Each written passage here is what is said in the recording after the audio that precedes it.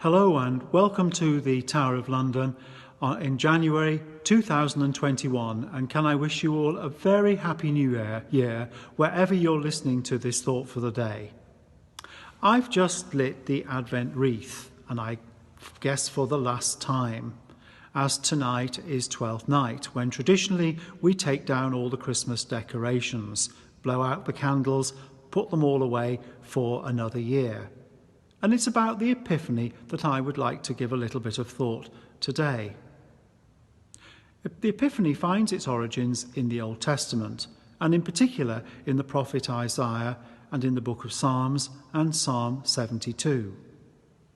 When we think about the Epiphany, we think about those three kings on their camels travelling across the desert to visit the Christ child and present him with those gifts of gold, frankincense and myrrh.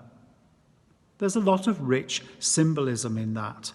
Those three kings represented the three great nations, if you like, or continents of the world, of Europe, of Asia and of Africa. They represented, if you like, the white people of Europe, brown of Asia and the black of Africa. Last year when I was in Ethiopia, I ended up my trip by visiting northern Ethiopia near Tigray, where the present problems are happening, and where the king left to follow the star and visit the Christ child. Now, here in the Chapel Royal, and in particular at St James's Palace, they have a great tradition on the Feast of the Epiphany. At the end of the service of Holy Communion, the monarch or her representative presents gifts of gold, frankincense and myrrh. Gold for kingliness, frankincense for holiness and myrrh reminding us of his death. The story goes that on the 5th of January 1758, King George II was attending the funeral of Princess Caroline. So distraught and so upset was he that he said he couldn't possibly attend the Epiphany service the following day, the 6th of January, and so ordered that the Lord Chamberlain and two senior gentlemen ushers should present on his behalf gifts of gold, frankincense and myrrh. And that tradition still carries on to this day.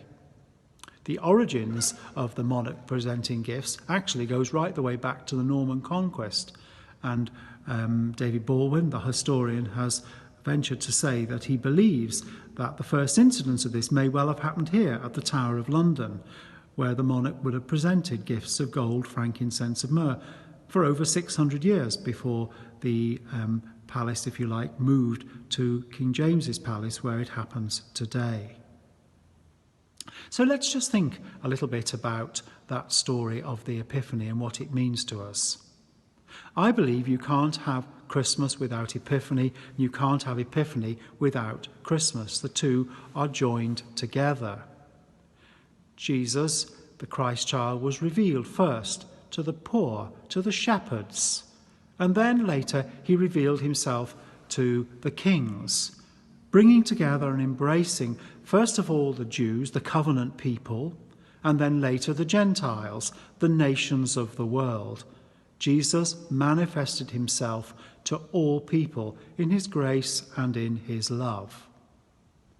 Second thing that I'd like to think about is that the wonderful thing about that story is that Jesus revealed himself, God revealed himself in strange and mysterious ways to shepherds and to kings.